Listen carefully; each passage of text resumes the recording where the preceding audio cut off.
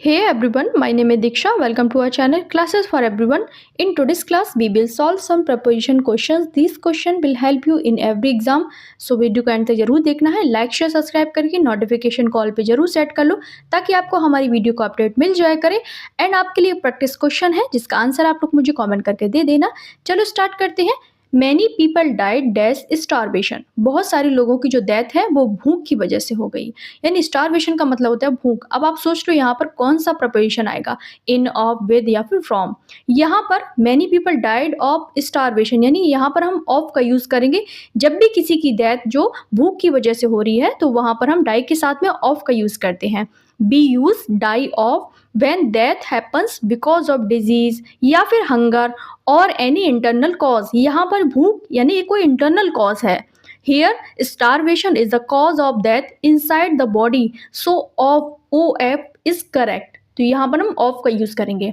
अब ये याद कर लो, डाई के साथ में ऑफ तब आता है जब किसी की डेथ इलनेस से हो, डिजीज से हो, हंगर से हो, स्टारवेशन यानी भूख की वजह से हो, या फिर किससे थर्स्ट से यानी प्यास से हो, ग्रीफ से हो यानी दुख की वजह से हो, और किससे हो, शेम से हो. तो ये याद कर लो, अगर किसी की जो डेथ है इन सब से हो रही है तो वहां पर हम डाई के साथ में ऑफ का यूज करेंगे. फिर से रिवाइज कर देती हूँ. यदि किसी की death illness, disease, hunger, starvation, thirst, grief, shame के कारण होती है तो वहां पर हम डाई के साथ में ऑफ प्रोपोजिशन का यूज करते हैं, ना कि फ्रॉम, विद, बाई. इनमें से कुछ नहीं आता, हमेशा ऑफ का यूज होता है. और स्टारवेशन क्या है, cause of death inside the body है, इसलिए हमने यहाँ पर ऑफ का यूज किया है. डाई के साथ ऑफ कब आता है, डिजीज हो, कॉज इनसाइड बॉडी हो जैसे फीवर या फिर कैंसर. डाई के साथ फ्रॉम तब आता है कोई एक्सटर्नल कॉज हो जैसे एक्सीडेंट या फिर इंजरी से किसी की डेथ हो. डाई के साथ में इन प्रोपोजिशन तब आता है जैसे कोई इवेंट या कोई place, for example in war, in an accident, इस तरीके से. डाई के साथ में बाय प्रोपोजिशन तब आता है जब किसी की मेथड हो, यानी बाय पॉइजन, बाय सोर्ड यानी तलवार से मारा गया, उसको जहर दे के मारा गया, इस तरीके से यहाँ पर हम बाय का यूज करते हैं.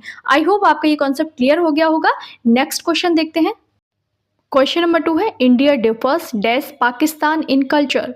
इंडिया पाकिस्तान से कल्चर में अलग है यानी विन है. तो यहाँ राइट प्रोपोजिशन क्या होगा, ऑफ, फ्रॉम, विद या फिर फॉर का यूज होगा. देखो यहाँ पर हम डिफर के साथ में डिफर फ्रॉम का यूज करेंगे. Differ from means to be not the same as something or someone else.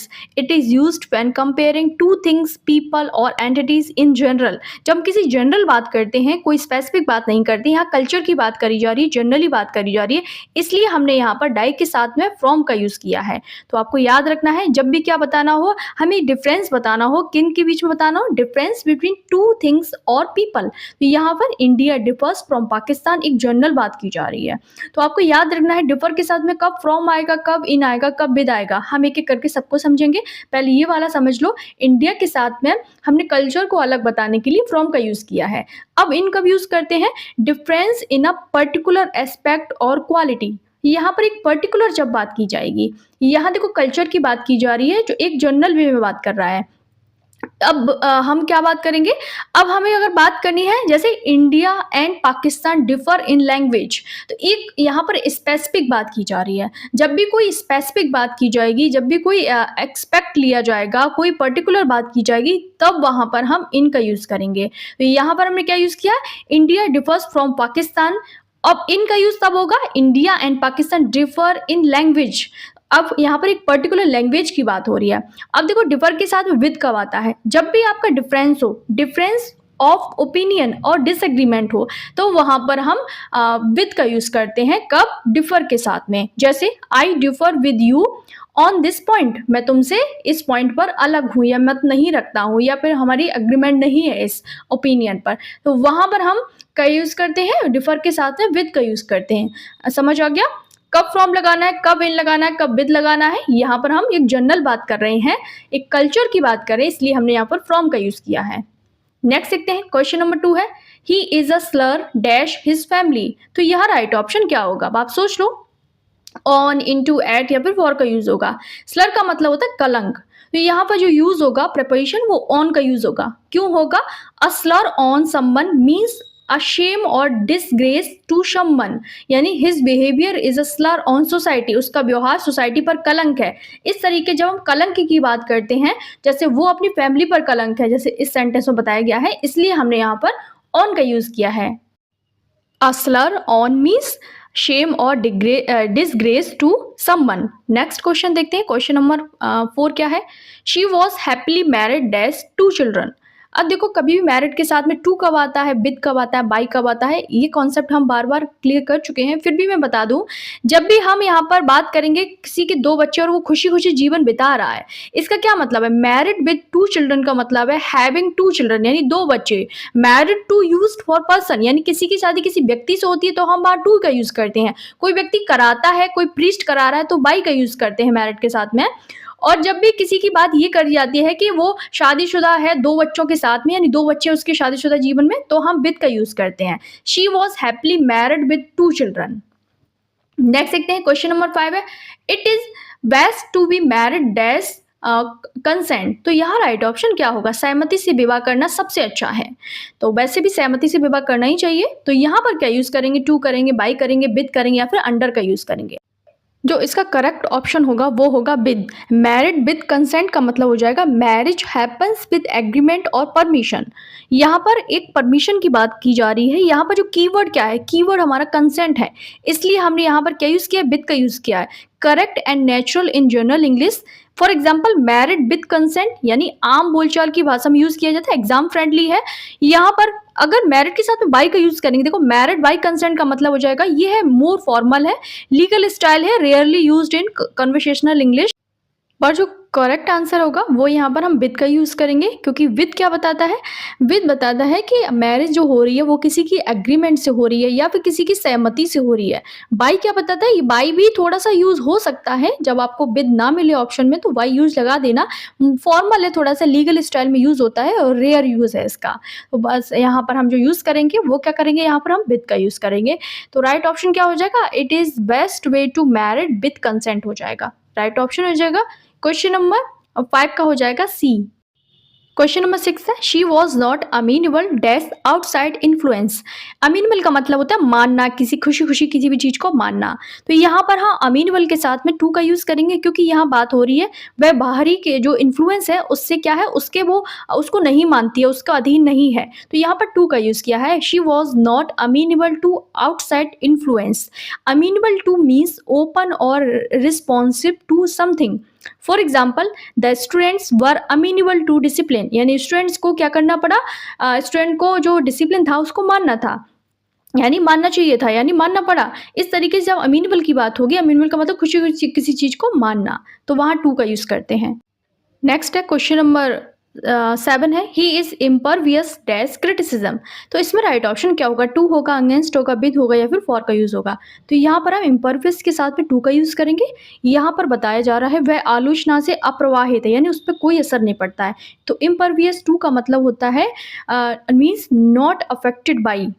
याद कर लो, इम्परवियस टू पेन होता है, क्रिटिसिज्म होता है, हीट होता है, मतलब किसी भी चीज का किसी इंसान पर कोई असर नहीं है, इसलिए हम यहाँ पर इम्परवियस के साथ में प्रपोजिशन टू का यूज करते हैं।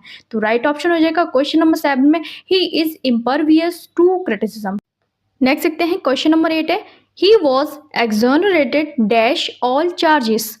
उसे सभी आरोपों से मुक्त कर दिया गया, यानी फ्री कर दिया गया था। तो यहाँ सोच लो कौन सा प्रपोजिशन फिक्स होगा? फ्रॉम, ऑफ, विद या फिर फॉर का यूज होगा।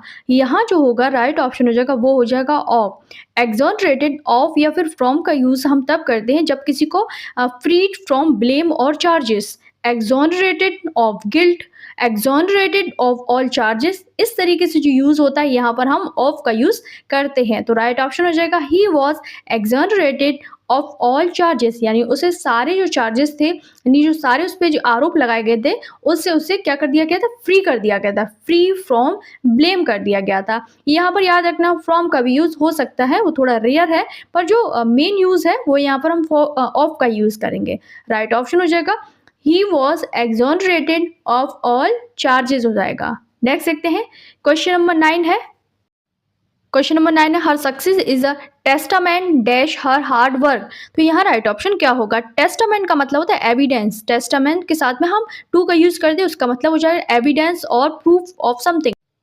तो इसका मतलब होता है टेस्टामेंट का हिंदी मतलब होता है प्रमाण और इंग्लिश में एविडेंस। तो यहाँ पर हम टू का यूज करेंगे। Her success is a testament to her hard work हो जाएगा। इसका मतलब क्या होता है? इसका मतलब होता है कि उसकी जो भी सफलता है उसका क्या है? हार्ड वर्क का एक एविडेंस है। नेक्स्ट क्वेश्चन नंबर 10 है, his story is devoid dash any emotional depth. तो यहाँ राइट ऑप्शन क्या होगा? यहाँ पर आप सोच लो क्या बताया जा रहा है, उसकी कहानी में कोई भावनात्मक गहराई नहीं थी।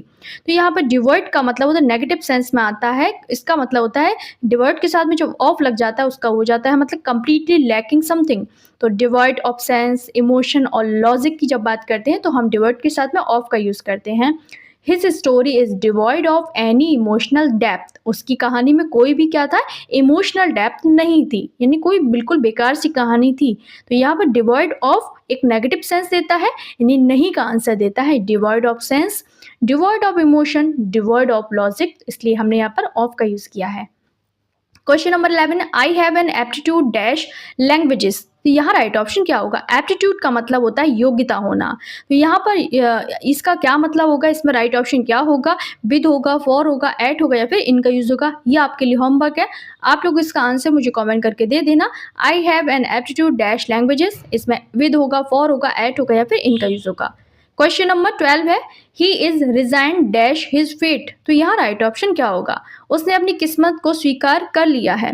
तो रिजाइन के साथ में हम टू का यूज करेंगे। Resign two means accepting something unpleasant, यानी बहुत बुरी चीज को आपने क्या कर लिया है?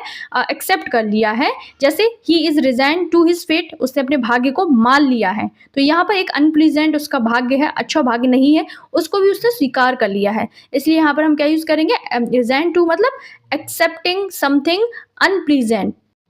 क्वेश्चन नंबर 13 है, he is dispose dash helping others. वह दूसरों की मदद करने के लिए तैयार रहता है या फिर इच्छुक है।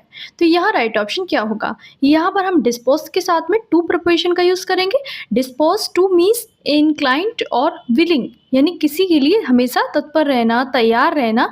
तो राइट ऑप्शन हो जाएगा टू हो जाएगा। He is dispose to helping others. Question number 14 है, the children were divided dash two teams.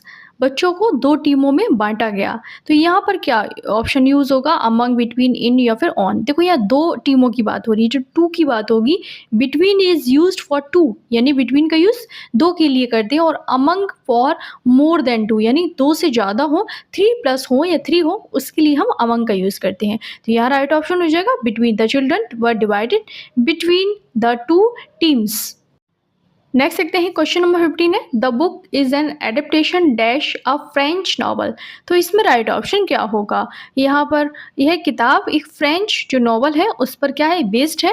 तो यहाँ पर एडेप्टेशन के साथ में हम एडेप्टेशन फ्रॉम मीन्स टेकन या फिर ड्राइव फ्रॉम अनदर बुक। तो यहाँ पर किसी और वर्क से लिया गया है, इसलिए हम यहाँ पर फ्रॉम का यूज करेंगे। तो राइट ऑप्शन हो जाएगा फ्रॉम हो जाएगा। This book is adaptation from a French novel. Question number 16, he is deficient dash vitamins. तो यहाँ राइट ऑप्शन क्या होगा? आप सोच लो। यहाँ पर जो यूज होगा वो इनका यूज होगा। डेफिशिएंट इनका मतलब होता है लैकिंग समथिंग एसेंशियल, यानी बहुत जो ज़रूरत है जिस चीज़ की बॉडी में वही कम है। तो यहाँ हो जाएगा डेफिशिएंट इन आयरन, कैल्शियम, इस तरीके से यहाँ पर यूज होगा। He is deficient in vitamins. Question number 17, the city is infested dash rats. तो यहाँ राइट ऑप्शन क्या होगा? शहर चूहों से भरा हुआ है। यहाँ पर हम विद का यूज करेंगे। इन्फेस्टेड विद का मतलब होता है फुल ऑफ अनवांटेड थिंग्स, जैसे रैट हो गया, इंसेक्ट्स हो गए। तो यहाँ पर हम क्या यूज करेंगे? इन्फेस्टेड का मतलब होता है भरा होना। तो इसके साथ में जो प्रिपरेशन आता है वो हमेशा विद आता है। जैसे water is infested with mosquitoes, यानी पानी मच्छरों से भरा हुआ है, इस तरीके से। Question number 18, he is bent dash winning the match. तो यहाँ क्या ऑप्शन होगा? वह मैच जीतने के लिए क्या है? डिटरमिन्ड है, दृढ़ निश्चयी है। तो यहाँ बैंड के साथ में ऑन का यूज करेंगे। बैंट ऑन का मतलब होता है डिटरमिन्ड टू डू समथिंग, यानी किसी भी चीज़ के लिए आप दृढ़ निश्चयी हैं, आपको ये करना ही, आपने ऐसा सोच लिया है। यहाँ हम जो यूज करते हैं वो होता है बैंट ऑन। जैसे शी इज बैंट ऑन सक्सेस, तो वह सक्सेस के लिए क्या है? दृढ़ निश्चयी है कि उसे सफलता प्राप्त करनी है। तो बैंट ऑन याद कर लो, एग्जाम में आ सकता है, इंपॉर्टेंट है ये word. He is बैंट on winning the match. Question number 19 है the room is devoid dash furniture. तो यहाँ राइट ऑप्शन क्या होगा? डिवॉइड का मतलब है ना होना यानी लैकिंग समथिंग। तो यहाँ जो यूज होगा वो ऑफ का यूज होगा। डिवॉइड ऑफ का मतलब होता है लैकिंग समथिंग यानी किसी चीज की कमी होना। क्वेश्चन नंबर 20 है शी इज लाइबल डैश पे द फाइन। तो यहाँ राइट ऑप्शन क्या होगा? वह जुर्माना देने के लिए क्या है? लाइबल है यानी उत्तरदायी है। तो लाइबल टू का मतलब होता है टू आएगा लीगली रिस्पॉन्सिबल और लाइकली, जैसे liable to pay, liable to punishment. Question number 21 और लास्ट क्वेश्चन है he is suspicious dash everyone around him. वह अपने आसपास के सभी लोगों पर शक करता है। तो यहाँ पर सस्पिशियस ऑफ का यूज होगा। सस्पिशियस ऑफ मीन्स होता है डाउटफुल अबाउट समवन और समथिंग। तो यहाँ जो प्रपोजिशन यूज होगा वो क्या होगा? ऑफ का यूज होगा। जैसे she is suspicious of strangers, इस तरीके से हमने ऑफ का यूज किया है। तो ये क्वेश्चंस आपको कैसे लगे कमेंट बॉक्स में जरूर बताना मुझे, और अच्छे लगा करें मुझे एक रेड हार्ट कमेंट कर दिया करो। लाइक शेयर सब्सक्राइब कर देना। मिलते हैं अगली वीडियो में, तब तक के लिए बाय बाय। अपना स्कोर बताना और अपना होमवर्क मुझे कमेंट कर देना।